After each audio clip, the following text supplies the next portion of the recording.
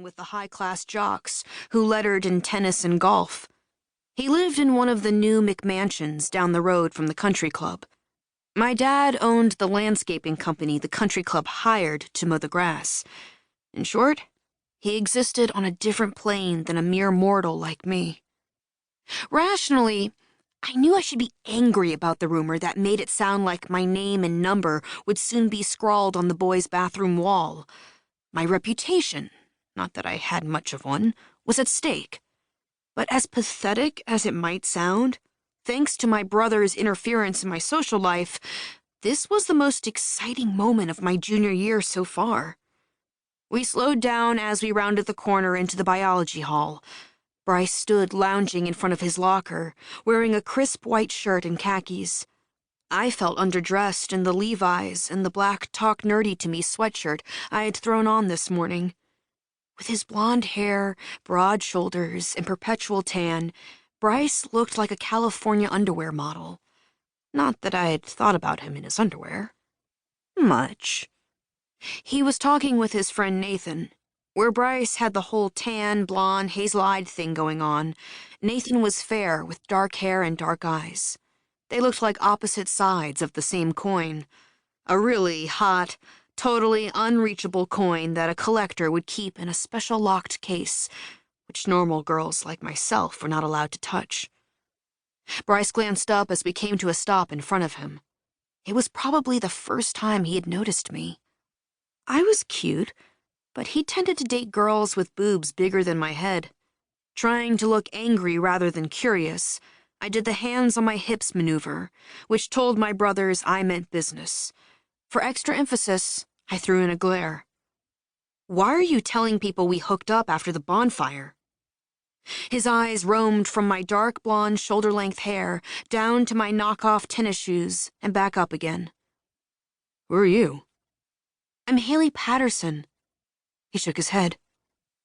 "The Haley I hooked up with has red hair." "Haley Hoffman has red hair." I held my hand 6 inches above my head. "She's about this tall and wears a lot of makeup?" "That's her," Bryce confirmed. "She said her name was Haley Patterson." I turned to Jane. Why would she use my name? Jane gave Bryce the same once-over he'd given me. Maybe she was slumming and didn't want anyone to find out. I laughed. Bryce's eyes narrowed. Apparently, he didn't appreciate my friend's sense of humor.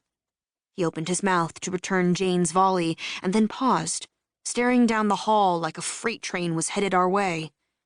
I followed his line of sight and discovered Haley Hoffman coming down the hall, holding hands with a guy who looked familiar, like I had seen him hang around with my brothers. Huge didn't begin to describe him. He could have doubled for a pro wrestler. In an unexpected move, Bryce reached for my hand and pulled me to his side. "Play along. We'll straighten this out later." Good Lord, the school hottie was touching me. It felt like I had won some sort of geek girl lottery. And depending on how this played out, Bryce could be the answer to my boyfriend problems. If he wanted me to cover for him, then he needed to help me with my overprotective brothers. When they reached us, the other Haley winked at me. "Hi, Haley." Denny came back from his cage fighting match this Sunday, and we got back together. She held out her left hand. "Look at the promise ring he gave me. Isn't it beautiful?"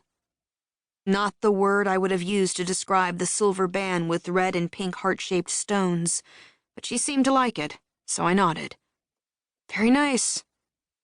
"Anyway," she laughed, "someone told Denny I hooked up with Bryce after the bonfire. Isn't that ridiculous?" Denny kept coming until he was toe-to-toe with Bryce. "Why are people saying they saw you with my girl?" Technically, Denny and the other Haley had been broken up, but mentioning that probably wouldn't make much difference. Denny didn't seem like the live and let live kind of guy. Bryce kept his cool and chuckled. "Do I look that stupid?" "We do have the same first name," I volunteered. Denny squinted at me. I could almost see the hamster on a wheel turning the engine in his brain as he worked to figure out who I was. "You're Charlie and Matt."